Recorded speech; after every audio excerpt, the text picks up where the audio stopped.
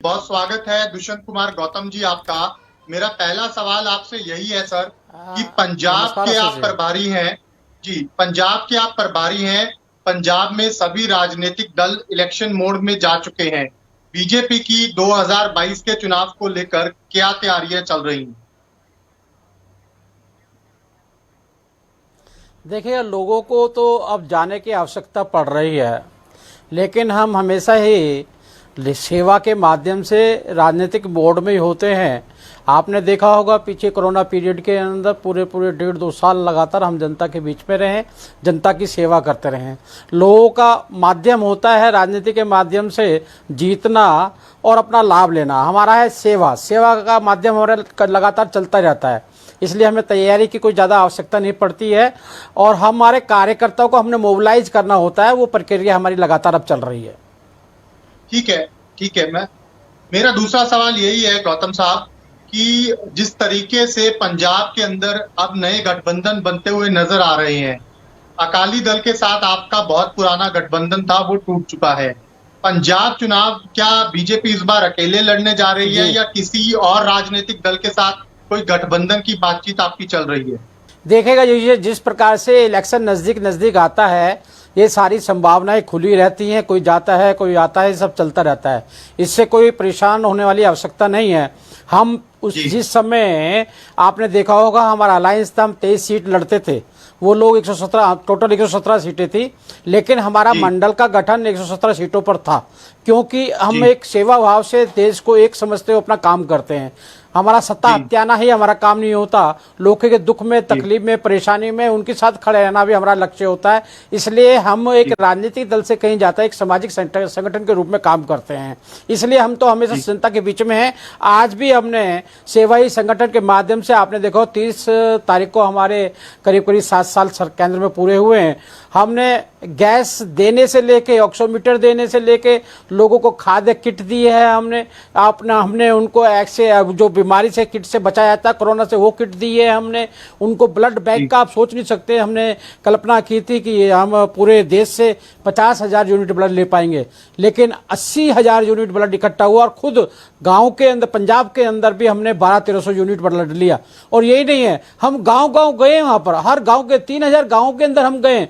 लोगों ने जो लगातार विरोध कर रहे थे, राजनीतिक विरोध कर रहे थे, बहाना वो किसान आंदोलन का लेते थे, लेकिन जब जनता ने और पब्लिक ने कहा, उनको गांव वालों ने कहा कि भाई ये तो हमें कोरोना से बचाने के लिए आए हैं, आप तो आज दिखाई दे रहे हैं खाली विरोध विरोध में दिखाई दे रहे हैं, ये हमें कोरोना से बचाने के लिए आए हैं। तो जनता ने बहुत साहसी तरीके से हमारा स्वागत किया और जनता के दिल में हमारी जगह बनी हुई है। ठीक है। मैं ये इस किसान आंदोलन से जुड़े मुद्दे पर भी सवाल करूंगा आपसे, लेकिन इस बार अकाली दल से अलग होने के बाद बीजेपी अकेले लड़ने जा रही है, जैसे कि खबरें निकलकर सामने आ रही हैं। तो इस बार क्या जी, रणनीति रहेगी, क्योंकि पंजाब बड़ा राज्य है, जी। 117 सीटें हैं पंजाब में। क्या रणनीति इस बार पंजाब को लेकर बीजेपी बना रही है? देखेगा, आज़ादी के बाद से ही हमारा इनसे अलायंस चल रहा है, और जिससे भी हमारा अलायंस चल रहा है, हमने कभी किसी को छोड़ा नहीं है। वे स्वयं ही छोड़ के गए हैं, क्योंकि हमारे राष्ट्र और देश और समाज पहले होता है, बाकी चीज़ें द्वितीय मानी जाती हैं। इसलिए हम जी, 117 पे पहले भी तैयारी पे थे, आज भी 117 की तैयारी पे हैं। पूर्ण समाज आज हमारे साथ में खड़ा हुआ है। उन्होंने सभी जी, दलों को लगातार देखा है, आपने कांग्रेस को भी देखा, आपने आम पार्टी को भी देखा है, और जिस प्रकार जी, से हमारा अकाली दल का अलायंस के अंदर हमने सरकार चलाई है, उसको भी उन्होंने देखा है। लेकिन जनता जी। की भावना हमेशा यही रही कि भारतीय जनता पार्टी अलग से और अकेले से चुनाव लड़े। जनता के अंदर, पंजाब की जनता के अंदर बहुत बड़ा उत्साह है, और वो चाहते हैं कि भारतीय जनता पार्टी की सरकार बने। ठीक है। इस बार क्या 117 सीटों पर चुनाव लड़ा जाएगा बीजेपी की ओर से? बिल्कुल, 117 सीटों पे हम चुनाव लड़ेंगे। बाकी सब संभावनाएं खुली हुई हैं, कोई भी दल आता है, अलायंस करता है, मिलता जुलता है। ये क्योंकि लोकतंत्र है, लोकतंत्र में हम कोई अछूत नहीं होता। सब मिलकर भी जी, एक ही विचारधारा के साथ, राष्ट्रवाद के साथ में, जो हमारी जी, विचारधारा को मान्य होगा, उसके साथ हम कहीं भी जी। कैसे भी वो हमारे साथ आ सकता है। ठीक है। आप पंजाब के प्रभारी हैं, पंजाब की राजनीति को बड़े अच्छे से समझ रहे हैं। पंजाब के अंदर चाहे कांग्रेस की बात करें, चाहे अकाली दल की बात करें या किसी और राजनीतिक दल की बात करें, वो चेहरे के सिर पर ज्यादातर चुनाव लड़ा जाता है। बीजेपी का चेहरा कौन होगा इस बार पंजाब चुनाव में? देखिए, भारतीय जनता पार्टी ऐसी पार्टी है जिसमें परिवारवाद नहीं है। आपने हर एक जी। पार्टी को आपने देखा होगा, अनेकों अनेक उदाहरण आपके सामने भी है। हम देखते हैं कि बड़े बादल हटते हैं तो छोटे बादल आ जाते हैं। आपने देखा होगा, नेहरू हटे तो इंदिरा गांधी आई, राजीव के बाद में सोनिया, और सोनिया के बाद में राहुल और प्रियंका, सब चल रहा है। शेख अब्दुल्ला हटे, फारूक अब्दुल्ला, मुलायम हटे तो उनके बेटे आ गए, लालू हटे तो उनके बेटे आ गए। सब में परिवारवाद है। लेकिन भारतीय जनता पार्टी में एक लोकतंत्र है। यहाँ पे चाय बेचने वाला भी देश का प्रधानमंत्री बन सकता है, एक गरीब आदमी, किसान का बेटा राष्ट्रपति भी बन सकता है। इसलिए हमारे यहाँ चेहरा नहीं है, हमारी ये मूल्य हैं, हमारी जो नीतियां हैं, जो सन 1951 में जब जनसंघ का निर्माण हुआ, जब से हम जो चल रहे हैं, हमारी वो नीति है और नीतियों पे लोगों को विश्वास है। हम नीतियों के साथ में जाएंगे। और जब फेस की यहाँ तक बात आएगी, पार्लियामेंट्री बोर्ड हमारा होता है, जैसा वो निर्णय करेगा वैसे हम चुनाव में जाएंगे। ठीक है गौतम साहब, अकाली दल बीजेपी से अलग होने के बाद बसपा के साथ चला गया है। एक बड़ा फैसला है पंजाब की राजनीतिक दृष्टिकोण से। आप कैसे देखते हैं इसे? क्या असर आएगा इसका राजनीतिक रूप से? देखिए, ये संभावनाएं हमेशा रहती हैं और बीएसपी का उनके साथ में जाना और पंजाब के अंदर जाना, जिस भावना से उन्होंने काम ये अलायंस किया है, मुझे लगता है वो लाभ उनको नहीं मिलेगा। ये काशीराम की जमीन है, भूमि काशीराम की भूमि है और काशीराम का परिवार आज वहां पर इतना पीड़ित है इन लोगों से कि मुझे ये लगता है कि आज काशीराम का परिवार पूछ रहा है कि वहां पर आप उत्तर प्रदेश में सतीश मिश्रा जी की मां के नाम पे इंस्टीट्यूट और यूनिवर्सिटी बना देते हैं तो काशीराम की मां के नाम पर कौन बनाएगा? वहां पे काशीराम के फॉलोअर्स हैं, ना कि बीएसपी के फॉलोअर्स हैं। वो लोग बदला लेने की भावना के साथ में आज बैठे हुए हैं और बीएसपी का कोई वजूद ऐसा मुझे वहां दिखाई नहीं देता कि वजूद अपना वो काशीराम को साइड कर अपनी भावनाओं को अवगत कर पाएंगे। और मुझे लगता है अनुसूचित जाति वर्ग जो आज की तारीख में लूटा हुआ अपने आप को महसूस कर रहा है, जिस प्रकार से वहाँ पे स्कॉलरशिप की बात आई थी, सारी स्कॉलरशिप उनके खा गए, उन बच्चों को दाखिला नहीं मिल पाया। जिस प्रकार से नशे के अंदर उन बच्चों को धकेलने की बात की जा रही है, 135-34 लोग अभी भी नशे के डुप्लीकेट दारू से मरे थे, जिसमें मैक्सिमम शेड्यूल कास्ट थे। ऐसा जो चल रहा है, बच्ची के साथ में बलात्कार की घटनाएं चल रही हैं। अभी अभी एक दलित के परिवार के बच्चे को थाने गया था और थाने में उसको बाहर वो घर पे गया तो मर गया वो। ऐसी अनेकों ने घटना घा रही हैं। दलित का कांग्रेस के प्रति जो लगाव है वो लगातार खत्म होता आ रहा है और कांग्रेस जिस मुद्दों पर चुनाव लड़के आई थी, आपको ध्यान होगा कि कांग्रेस ने ना तो सांस्कृतिक की बचाव किया है, ना राजनीतिक बचाव किया है, ना धार्मिक। आप देखेंगे हर तरीके से लोगों का शोषण किया है उन्होंने। आप जब वो आए थे तो उन्होंने जिस प्रकार से दरबार साहब, गुरु ग्रंथ साहब का अपमान हुआ था तो उन्होंने गुटखा लेके शपथ ली थी कि हम इसका बदला लेंगे। गुरु ग्रंथ साहब हमारे लिए बहुत मान्य होते हैं, पूजनीय है हमारे लिए और पंजाब के लिए सर्वप्रथम है। जिस प्रकार से उन्होंने कहा था, आज तक वो कोई किसी को गिरफ्तार नहीं कर पाए। 2 उन्होंने कमेटियां बनाई उसके अगेंस्ट में और एक बनाई तो कोर्ट ने मना कर दिया। जी, इन मुद्दों पर भी मैं आपसे चर्चा करूंगा। लेकिन आम आदमी पार्टी ने प्रेस कॉन्फ्रेंस करके एक आरोप लगाया है कि ये जो गठबंधन है ये प्रधानमंत्री मोदी ने कराया है, क्योंकि अभी भी जो इसकी चाबी है वो दिल्ली में प्रधानमंत्री के हाथ में है। क्या कहेंगे आप? मुझे नहीं लगता कि आम आदमी पार्टी के स्टेटमेंट पे कोई विश्वास करता होगा। वो कभी भी कुछ भी कैसे भी बोल सकते हैं, क्योंकि मैं दिल्ली में रहता हूँ, दिल्ली की राजनीति में भागीदारी भी करता हूँ। मुझे आप अगर उनका पूरा इतिहास देखेंगे, वो हर बार अपनी स्टेटमेंट पे ही बदलते रहते हैं। भारतीय जनता पार्टी, अभी हम अकाली दल से हटके आ रहे हैं, हम उनसे अलायंस कराएंगे। बहुजन समाज पार्टी में हमारा कोई मतलब ही नहीं है। तो ये बातें हैं, ये खाली गुमराह करने वाली बातें हैं। ये जनता को गुमराह, इन पे मुद्दे कुछ नहीं है इनके पास में, कोई इन पे योजना नहीं है। उनके विधायक टूट के जा रहे हैं आम पार्टी के। आम पार्टी ने करा क्या है वहां पर? आम पार्टी ने वहां पे स्थिति को एक ऐसे देने स्थिति बना दी है जहां दारू से लोग मर रहे हैं। हमने होम डिलीवरी दारू की कर रहे हैं, वो लोग दारू बेचने का काम कर रहे हैं। वो किसी लोकतंत्र में किसी की ये जगह है कि वो दारू घर घर पहुंचाने का काम करे? उन्होंने कभी दवाई पहुंचाई है? कोरोना से पीड़ित लोगों की मदद की है क्या उन्होंने? चलिए कहीं भी कोई मदद नहीं की। हाँ, दारू बेचने का काम करा लो उनसे।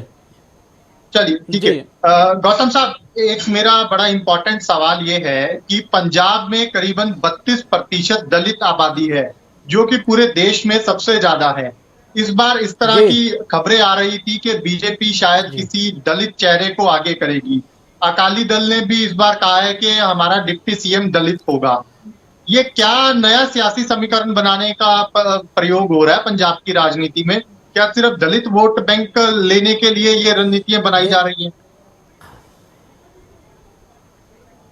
देखेगा, हमने तो विजय सापला जी के रूप में दलित प्रदेश अध्यक्ष जी भी दिया था, और हमने जी हमेशा दलितों को दलित मान के नहीं, उनकी प्रतिभा को देखते हैं, हर वर्ग को सहभागिता मिले, हम ऐसा देखते हैं। और लोग परिवारवाद से देखते हैं।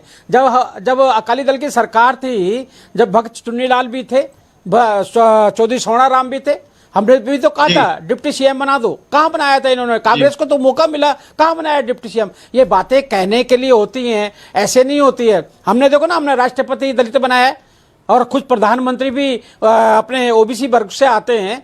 हमारे यहाँ ऐसा नहीं है। आज भी हमारे 2 गवर्नर दलित हैं, एक वाइस चांसलर दलित है हमारे पास में, 40 सांसद दलित के हैं हमारे पास में, सबसे ज्यादा विधायक हमारे पास दलित के हैं। दलित को चलिए भागीदारी ठीक है देंगे, ठीक है ईमानदारी से देंगे तो चलेगा। ये नहीं कि जी। शासन तो ये अपने मुझे पास में क्यों रखेंगे, मुख्यमंत्री खुद ठीक है बनेंगे, ठीक और दलित को ठीक अपने है पीछे गौतम लोगों को साहब, बैग लेके क्योंकि चलने वाला क्योंकि बनाएंगे। मुझे ब्रेक पे जाना है। ब्रेक पे जाने से पहले मेरा एक सवाल है कि कांग्रेस में जो सियासी बवाल चल रहा है पंजाब की राजनीति में, आप कैसे देखते हैं बतौर विपक्षी दल उसको? क्या असर पड़ेगा इस बार चुनाव में? क्या पार्टी खुद से लड़ेगी या विरोधी दलों से लड़ेगी? क्या देखते हैं आप, क्या समझते हैं? देखो, कांग्रेस वहाँ शासन कर रही है। कांग्रेस की जो वर्तमान में स्थिति है, वो जनता के बीच में मुंह दिखाने वाली नहीं है। जिस प्रकार से वो नया नया प्रयोग कर रहे हैं, हमारी धार्मिक भावनाओं को ठेस पहुंचाने कर रही है। जैसे मरेलकोटला को उन्होंने डिस्ट्रिक्ट घोषित किया। मरेलकोटला के अंदर 66 हमारे सिख गुरुओं की शहादत का स्थान है, हर साल मेला लगता है वहाँ पर। उस दिन ना कर कर खाली ईद वाले दिन करना, ये धार्मिक उन्माद बचाने का। और आपने देखा कोरोना के अंदर कैसे रेमडेसिविर वहाँ पानी के अंदर बहती मिली है, किस प्रकार से देश के प्रधानमंत्री ने उनको वेंटिलेटर दिए, वेंटिलेटर इंस्टॉल नहीं किए, टूल किट के माध्यम से जिस प्रकार से वो मौत की राजनीति कर रहे थे, आज जनता को वहां पर मालूम पड़ गया है। लगातार हम उस बात को देख भी रहे हैं। तो जो कांग्रेस का तो कोई मुंह छुपाने के लिए वो ऐसे ऐसे षड्यंत्र रच रही है, आपस में मतभेद दिखा रही है। कांग्रेस तो बिखर चुकी है, कांग्रेस के खजाने खाली हो चुके हैं, कांग्रेस का पैसा नहीं है कांग्रेस के पास में। कांग्रेस ने सब पंजाब को बर्बाद करके रख दिया है। कोई भी एक मुद्दा ऐसा नहीं है कांग्रेस जनता के बीच में जा सके। चलिए ब्रेक के बाद स्वागत है आपका। बीजेपी के राष्ट्रीय महामंत्री दुष्यंत कुमार गौतम आज हमारे साथ जुड़े हुए हैं, जो कि पंजाब और उत्तराखंड के प्रभारी भी हैं। ब्रेक पर जाने से पहले गौतम साहब, हम चर्चा कर रहे थे कि राजनीति के अंदर संभावनाओं का खेल हमेशा चलता रहता है, क्योंकि संभावनाएं कभी खत्म नहीं होती। क्या इस बार 2022 के पंजाब चुनाव में बीजेपी का आम आदमी पार्टी के साथ कोई गठबंधन भी हो सकता है क्या? नहीं, हमारा ऐसी कोई संभावना नहीं है, क्योंकि आम आदमी पार्टी के साथ में हम गठबंधन करें, हमारे वैचारिक आपस में कोई भी मेल नहीं खाता। हमारी प्राथमिकता रहती है, राष्ट्रीयवाद रहती है, नेशन फर्स्ट रहती है, और जनता हमारे पास में के साथ में जुड़ के हमें चलना होता है। इसलिए उनका कोई भी ऐसा कार्य नहीं है। हमने देखा हुआ है कि जिस प्रकार से वो अपनी कसौटी पर खरे उतरते हो। ठीक है। कल सुखबीर सिंह बादल ने एक बड़ा आरोप लगाया है, बड़ी बात कही है कि प्रधानमंत्री मोदी ने स्टेट्स को, यानी राज्यों को दबाने की राजनीति की है, दबाने का काम किया है। इसीलिए जितने भी जो क्षेत्रीय दल हैं, जो क्षेत्रीय पार्टियां हैं, उनको राष्ट्रीय स्तर पर आकर एक फेडरेशन बनाने की जरूरत है, ताकि वो अपनी बात को सख्ती के साथ, पूरी ताकत के साथ रख सकें और अपने हितों के लिए लड़ सकें। आप कैसे देखते हैं इसे? आपकी क्या राय है? देखेगा, अकाली दल हमारा भी गठबंधन रहा है, हमारे साथ भी मिलकर चला है। ये सब राजनीतिक बातें हैं। चुनाव आ रहा है, चुनाव के समय पे अपना फेस सेविंग के लिए वो कोई भी बात ऐसी कर सकते हैं, क्योंकि अकेले पड़ गए हैं, इसलिए उनको गठबंधन ढूंढने की आवश्यकता पड़ रही है, क्योंकि उनकी कार्यशैली भी पहले ऐसी रही है कि जन समर्थन नहीं रहा है, और मुझे दुर्भाग्य से कि ये कहना पड़ रहा है क्योंकि अलायंस में हम भी उनके साथ थे। मैं उनके बारे में क्या ज़्यादा कहूँगा, सब मालूम पड़ जाएगा। अभी चुनाव में हम जा रहे हैं, कौन कितने पानी में है।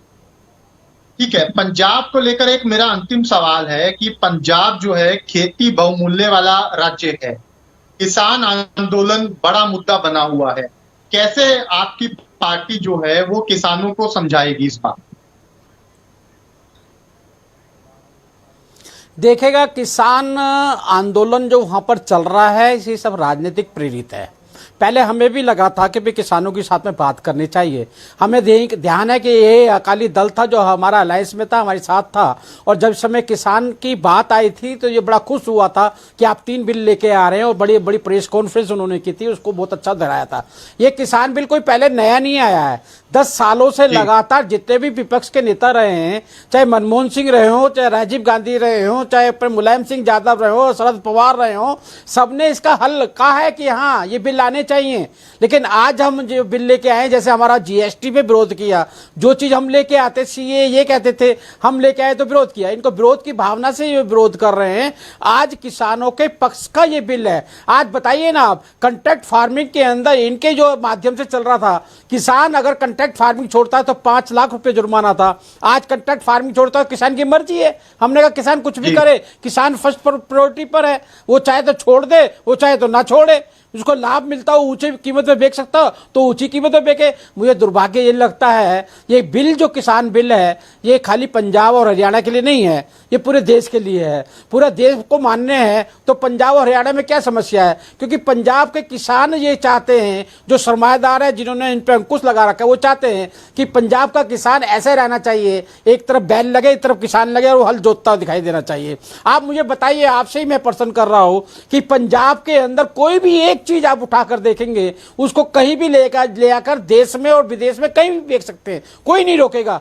और आप गेहूं अनाज से आप आटा बनाकर पैक करके बेचेंगे, उसको कोई समझाना पड़ेगा। उसको कोई एक मिनट उसको कोई नहीं रोक सकता। नहीं समझाया है ना, ये हमने समझाया किसान को। देखो, ये किसान को हमने सम्मान निधि, किसान सम्मान निधि दी है हमने किसान को। हमने उससे पहले उसको अपने क्रेडिट कार्ड दिया है, किसान क्रेडिट कार्ड दिया। आपने क्रेडिट कार्ड के माध्यम से कितना, पहले यही सरमाएदार लोग उनकी जमीन को हत्या लिया करते थे, उनके जानवरों को खोल के ले जाया करते थे, जब पैसे नहीं देते तो उनको जेल में डाल दिया करते थे। आज हमने लगातार किसान को सम्मान निधि दे रहे हैं, हम सॉइल हेल्थ कार्ड हमने दिया किसानों को। और किसानों को जिस प्रकार से हमने ये एमएसपी की बात करते हैं, ये जी एमएसपी की बात करते हैं, आज एमएसपी 1.5 गुना रेट पे हम ले रहे हैं।